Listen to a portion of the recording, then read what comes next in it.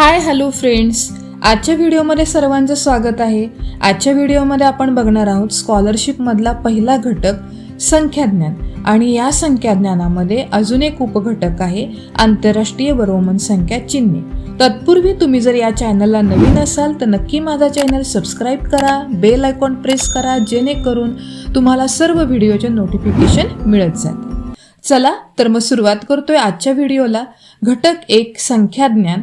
आणि या संख्याज्ञानामध्ये पुन्हा एक उपघटक येतो, तो आहे आंतरराष्ट्रीय व रोमन संख्या चिन्हे. ओके, चला सुरुवात करूयात आपण. बघा, आता संख्या लिहिताना आपण किती प्रकारे लिहितो तर 3 प्रकारे. ठीक आहे, बघा पहिला प्रकार कुठला असतो आपला, तर बोर्डवर लिहिण्याप्रमाणे पहिला प्रकार आपला येतो तो म्हणजे देवनागरी, दुसरा आंतरराष्ट्रीय आणि तिसरा रोमन संख्या चिन्हे. तर ह्या तिघांचा वापर करून आपण संख्या लिहू शकतो. देवनागरी म्हणजे कसली संख्या, तर ज्यावेळेस आपण एखादी संख्या मराठीतून लिहित असतो त्यावेळेस त्याला आपण देवनागरी संख्या म्हणतो. ठीक आहे, आता संख्या कुठल्या, 0, 1, 2, 3, 4 असे 9 पर्यंतचे अंक. किती अंक आहेत सगळे मिळून, तर 9 पर्यंतचे सगळे शून्यासहित 10 अंक आहेत. मग या 10 संख्यांचा वापर करून मराठीमध्ये कुठलीही संख्या लिहू शकतो. म्हणून या लेखन पद्धतीला आपण काय म्हणतो, दशमान लेखन पद्धत. काय म्हणायचं याला, तर दशमान लेखन पद्धत. काय कारण समजलं, का म्हणायचं याला, तर 10 संख्या आहेत. कोणत्या, 0 आणि 1 ते 9. म्हणून इथे संख्या टोटल किती झाल्या, 10. आणि 10 संख्या असल्यामुळे या लेखन पद्धतीला आपण म्हणतो दशमान लेखन पद्धत. देवनागरी म्हणजे मराठी संख्या, देवनागरीमध्ये अंक किती आहेत, 0 आणि 9 पर्यंतचे अंक म्हणजे 10 अंक, म्हणून या पद्धतीला म्हणायचं दशमान लेखन पद्धत. ठीक आहे, आता इथे देवनागरी संपलं. आता दुसरी येते संख्या आंतरराष्ट्रीय संख्या. आता कोणाला आंतरराष्ट्रीय संख्या म्हणायचं, तर इंग्लिशमध्ये आपण जे काही नंबर लिहितो ना त्या सगळ्या नंबर्सला आपण काय म्हणतो, आंतरराष्ट्रीय संख्या. मग कोणते, 0, 1, 2, 3, 5 असे 9 पर्यंत. हेही नंबर किती आहेत आपले सगळे मिळून, तर नंबर आहेत 10. म्हणून याही लेखन पद्धतीला आपण काय म्हणायचं, दशमान लेखन पद्धत. ठीक आहे, आंतरराष्ट्रीय म्हणजे इंग्लिश नंबर 0 to 9 10 नंबर्स आहेत, म्हणून या लेखन पद्धतीला मराठीप्रमाणेच काय म्हणायचं, दशमान लेखन पद्धत. ओके, तर इथे झालं आपलं देवनागरी आंतरराष्ट्रीय संख्या. आता आपण येतो रोमन संख्यामध्ये. रोमन संख्या लिहित असताना आपल्याला काय करायचं, इंग्रजीमधल्या लेटर्सचा, कॅपिटल लेटर म्हणजेच अल्फाबेटचा वापर करायचा आहे. आणि ज्यावेळेस आपण अल्फाबेटचा वापर करतो त्यापासून ज्या संख्या बनतात त्या संख्यांनाच आपण काय म्हणायचे, तर त्यांना म्हणायचे आपल्याला रोमन संख्या. मग आता रोमन संख्या लिहिताना अल्फाबेट वापरतो ते किती आहेत, तर ते अल्फाबेट आहेत 7. मग या 7 अल्फाबेटपासून आपण कुठलीही संख्या रोमन संख्या बनवू शकतो. ठीक आहे, बघा कुठले ते, IVX LCDM. IVX LCDM या कॅपिटल लेटरचा वापर करून आपण कुठलीही रोमन संख्या बनवू शकतो. मग या चिन्हांचे अर्थ काय, बघा आता चिन्हांचे अर्थ समजले पाहिजेत आपल्याला. पहिलं जे काही चिन्ह आहे ते आहे आय म्हणजे काय, तर 1 नंबर. ठीक आहे, आय म्हणजे 1. व्ही म्हणजे किती नंबर असतो, 5. त्यानंतर एक्स म्हणजे काय, 10 नंबर. त्यानंतर एल म्हणजे काय, 50. त्यानंतर सी म्हणजे 100 आणि डी म्हणजे काय, 500 आणि एम म्हणजे 1000 म्हणजे 1000. ठीक आहे, तर या चिन्हांचे अर्थ तुम्हाला समजले का, IVX LCDM या संख्यांचा अर्थ काय होतो, या चिन्हांचा अर्थ काय होतो हे जर समजलं तर तुम्हाला कुठेही काही लिहायला अवघड जाणार नाही. उदाहरण बघा, आता मी काय करते, मराठीतून 42 लिहिते. मग मराठीतून लिहिलेली 42 संख्या ही कुठल्या प्रकारात येईल, तर ही येते आपली कुठल्या प्रकारामध्ये, देवनागरी. का, कारण मराठीतनं लिहिले म्हणून ह्या प्रकाराला काय म्हणायचं, देवनागरी संख्या. का, कारण ही आपण लिहिली आहे मराठीतून. ठीक आहे, आता हीच संख्या मी 42 म्हणजे इंग्लिशचा वापर करून जर लिहिली असेल तर याला आपण काय म्हणणार, तर ही लिहिली आपण इंग्लिशमधून, म्हणजेच ही संख्या कुठली आहे, आंतरराष्ट्रीय संख्या. कुठली आली संख्या, आंतरराष्ट्रीय संख्या. का, इंग्लिशमध्ये लिहिलेल्या संख्यांना आपण काय म्हणतो, आंतरराष्ट्रीय संख्या. ठीक आहे ना, तर इथे आपलं काय झालं, देवनागरी आणि आंतरराष्ट्रीय संख्या यांचे नियम पण बघितले आपण. मराठीतून देवनागरी, इंग्लिशमधून आंतरराष्ट्रीय आणि रोमन संख्यामध्ये कॅपिटल लेटर. ठीक आहे. तर इथे आपले झाले घटक 3. कशा प्रकारे नंबरिंग करायचं याबद्दल आपण माहिती बघितली. ठीक आहे. आता रोमन संख्यांचं जर तुम्हाला लेखन करायचं असेल तर नियम माहिती असले पाहिजेत, बरोबर आहे ना. मग हे जर नियम कळाले तर तुम्हाला कुठलीही मोठी संख्या दिली असेल तरी तुम्हाला रोमन अंकामध्ये ती संख्या लिहिता येते. पण त्यासाठी काय महत्त्वाचं आहे तर रोमन संख्या लिहितानाचे काही नियम दिलेले आहेत आणि ते जर नियम तुम्हाला माहीत असेल तर तुम्ही कुठलीही रोमन संख्या किंवा कुठलीही आंतरराष्ट्रीय संख्या रोमन रूपामध्ये लिहू शकता किंवा रोमन रूपाचं रूपांतर मराठी किंवा आंतरराष्ट्रीय संख्येमध्ये करू शकता. त्यासाठी आपण बघूयात पहिल्यांदा नियम आहेत 9 आणि हे नियम तुम्हाला जर नीट समजले तर तुम्हाला कुठेही अडचण येणार नाही आंतरराष्ट्रीय संख्येचं रोमन स्वरूपामध्ये रूपांतर करताना. चला मग आपण नियमांना सुरुवात करतोय. बघा आता आपला पहिला जो नियम आहे तो नियम पहिल्यांदा बघूयात आणि त्यानंतर मग एक एक डिस्कस करूयात. बघा पहिला नियम मी आता बोर्डवरती पहिल्यांदा लिहिते. IXCM IXCM हे जी संख्या चिन्ह दिसतात तुम्हाला रोमन संख्या चिन्ह आहेत हे जास्तीत जास्त आपण किती वेळा वापरू शकतो तर फक्त 3 वेळा वापरायचं. येते लक्षामध्ये किती वेळा वापरायचं IXCM फक्त 3 वेळा. 3 हा शब्द लक्षात ठेवा. 3 अंक महत्त्वाचा आहे. म्हणजे मी काय करू शकते I 3 वेळा लिहू शकते, ठीक आहे ना. पण I जर मी 4 वेळा लिहिलं तर हे माझं रॉंग आहे, चुकीचं आहे, बरोबर आहे. त्यामुळे हे लिहायचं नाही. ही संख्या चिन्हे फक्त किती वेळा वापरायचे आहेत फक्त 3 वेळा. कोणती IXC आणि M फक्त 3 वेळा. हा झाला आपला पहिला नियम. IXCM 3 वेळा वापरा. आता दुसऱ्या नियमामध्ये जाऊयात आपण. दुसरा नियम काय सांगतो बघा. VL आणि D हे जे अल्फाबेट आहेत ही फक्त आपण किती वेळा वापरू शकतो फक्त आणि फक्त एकदाच वापरायची आहेत. कोणती VL आणि D किती वेळा वापरायचं फक्त एकदाच वापरायचं. बघा आता उदाहरणार्थ घेऊयात आपण. V एकदाच लिहू शकतो आपण. एकदा लिहिलं तर ते बरोबर आलं. पण V जर तुम्ही 2दा लिहित असाल तर ते रॉंग आहे, चुकीचं आलं. फक्त लिहायचं किती वेळा एकदाच. कोणती लेटर V नंतर L आणि D. आता तिसऱ्या नियमामध्ये आपण जातोय. तिसरा नियम आपल्याला काय माहिती देतो तर बघा तिसऱ्या नियमामध्ये आपल्याला बघायचंय जर मोठे संख्या चिन्ह आहेत रोमन संख्या जर असतात त्याचे मोठे जे चिन्ह आहेत त्याच्या उजवीकडे जर लहान संख्या चिन्ह दाखवलं असेल तर पुढच्या उजव्या सगळ्या संख्यांची आपल्याला काय करायची आहे बेरीज करायची आहे. बघा तिसरा नियम नीट समजून घ्या. मोठ्या संख्येच्या उजवीकडे लहान रोमन चिन्ह जर आले तर काय करायचे बेरीज. उदाहरण बघा आता समजा मी उदाहरणामध्ये 5 घेतलेले, ठीक आहे ना, म्हणजे V लिहिलेला आहे. आता ह्या Vच्या पुढे लहान रोमन चिन्ह कुठलं I येतं. I जर मी एकदा लिहिलं तर इथे काय करायची 5 अधिक 1 यांची बेरीज करायची. किती आली 6. म्हणजे याचं उत्तर किती आलं आपलं VI म्हणजेच किती असतं 6. का कारण I हा उजवीकडे लिहिलेला आहे मोठ्या Vच्या म्हणून इथे बेरीज करायची. येते का लक्षामध्ये. आता चौथा नियम बघा. मोठ्या संख्येच्या जर आपण डावीकडे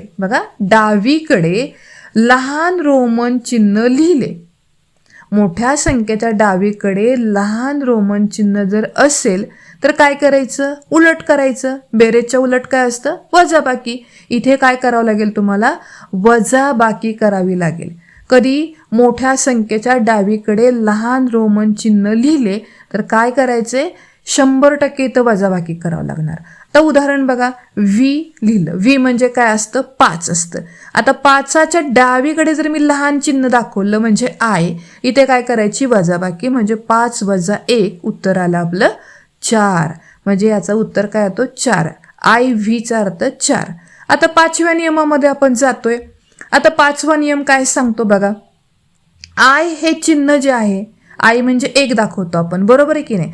तर हे जे काही चिन्ह आहे ते फक्त आपण कुठे लिहू शकतो V आणि X यांच्यामधूनच वजा करू शकतो. म्हणजे तुम्ही LCD याच्या समोर किंवा त्याच्या मागे लिहू शकत नाही. येते का लक्षामध्ये. काय करायचं वजा करायचं म्हणजे डावीकडे आपण फक्त कोणाच्या लिहू शकतो V आणि Xच्या. उदाहरण बघा, जर उदाहरण मी व्ही घेतलं, व्ही म्हणजे 5, त्याच्या मागे लिहिलं आय म्हणजे काय झालं, उत्तर आलं 4. किंवा एक्सच्या मागे आय लिहिलं तरी चालेल, उत्तर आलं 9. ठीक आहे. पण जर तुम्हाला असं वाटत असेल सीच्या मागे आय लिहायचं तर ते रॉंग आहे, कारण आय हे चिन्ह फक्त कुठून वजा होऊ शकतं, व्ही आणि एक्समधून, म्हणजे 5 आणि 10 मधूनच तुम्ही हे चिन्ह वजा करू शकता.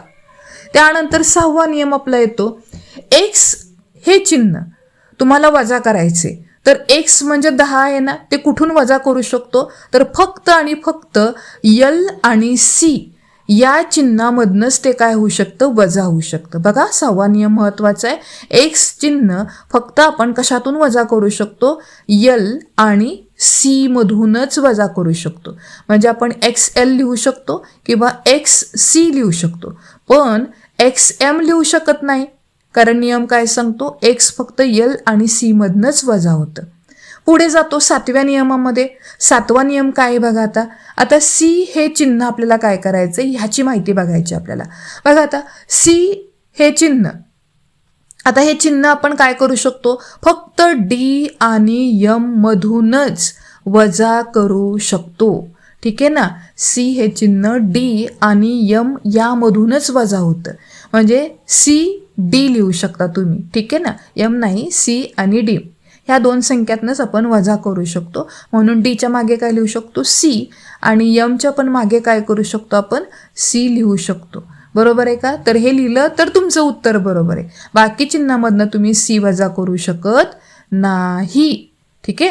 आता 8व्या नियमामध्ये आपण जातोय. आता 8वा नियम काय सांगतो बघा, व्ही त्याच्यानंतर यल आणि त्यानंतर सी, डी, व्ही एल आणि डी ही जी चिन्ह आहेत, ही चिन्ह आपण काय करायचे ते, तर हे एवढेच फक्त चिन्ह आहेत. कुठले कुठले, व्ही एल आणि डी, हे चिन्ह कधीही वजा होत नाहीत. व्ही एल डी ही चिन्ह कधीही वजा होत नाहीत. आता 9व्या नियमामध्ये आपण येतोय. बघा आता 9वा नियम काय आहे, तर एखादी संख्या असेल आणि त्या संख्येच्या डोक्यावर जर तुम्ही बार म्हणजे आडवी रेघ दिलेली असेल, आडवी रेघलाच आपण इंग्लिशमध्ये काय म्हणतो, बार म्हणतो. ठीक आहे ना.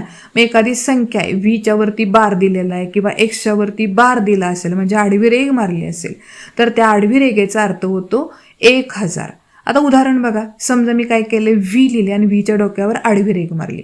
व्ही म्हणजे काय असतं, 5, आणि आडव्या रेघेचा अर्थ काय असतो, 1000, म्हणजे 5 गुणिले 1000, उत्तर किती येतं, 5000. ठीक आहे. तर हे झाले आपले रोमन संख्या लिहिण्याचे 1 ते 9 नियम. सगळ्यांना समजलेत का? ठीक आहे. आता हे नियम माहिती असेल तुम्ही कुठलीही रोमन संख्या लिहू शकता. आता बोर्डवर काही नंबर लिहिलेत. आय म्हणजे काय असतं, 1 असतं. व्ही म्हणजे काय, 5. एक्स म्हणजे 10. एक्स म्हणजे किती, 10 आहेत.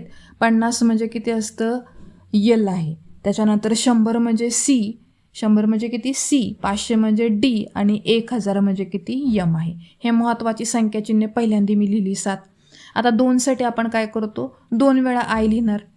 त्याच्यानंतर 3 म्हणजे किती वेळा आय लिहिणार आपण, 3 वेळा लिहिणार. त्याच्यानंतर 4 म्हणजे व्हीच्या पाठीमागे आय लिहायचा. 6 म्हणजे व्हीच्या नंतर आय लिहा. 7 म्हणजे व्हीच्या नंतर 2 वेळा आय लिहायचं. 8 म्हणजे व्ही आय आय आय 3 वेळा लिहा. 9 म्हणजे एक्स मागे आय लिहा आणि 10 म्हणजे एक्स असतं. आता 20 म्हणजे 2 वेळा एक्स काढायचं. 30 मध्ये किती वेळा होणार, 3 वेळा एक्स होईल. 40 म्हणजे यलच्या पाठीमागे काय लिहायचं, एक्स लिहायचं. 50 म्हणजे यल. 60 म्हणजे काय असणार आहे, यलच्या पुढे एक्स लिहावं लागेल.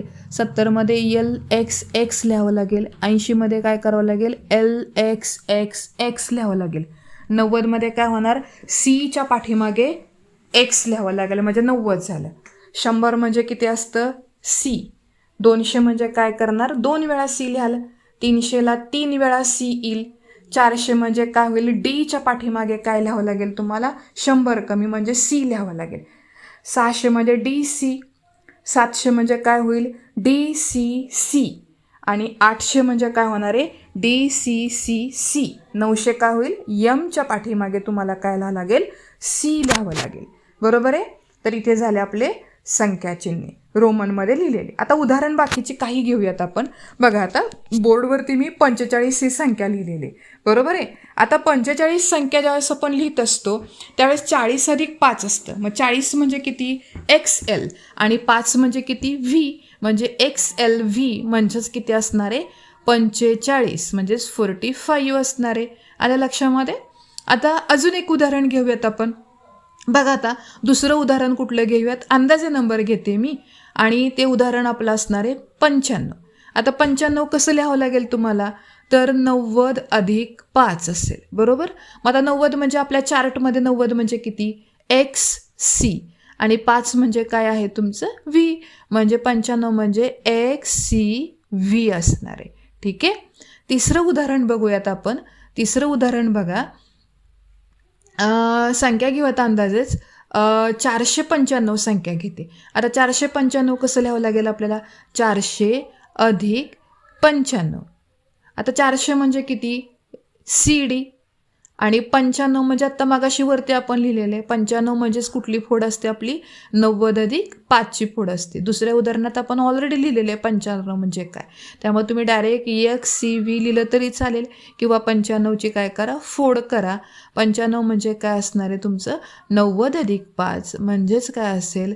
XC आणि पुढे काय लिहावं लागेल आपल्याला? V. बरोबर का? म्हणजे उत्तर आपलं काय आलं? 400 अधिक 90 अधिक 5 म्हणजेच CDXCV. CDXCV. तर अशा प्रकारे आपण सर्व उदाहरण इथे बघितलेले आहेत. होप्सो तुम्हाला सगळ्यांना रोमन संख्याचिन्हे किंवा संख्याज्ञानमधला हा भाग समजला असेल. ठीक आहे. तर आपण या व्हिडिओमध्ये इथे थांबतोय. धन्यवाद.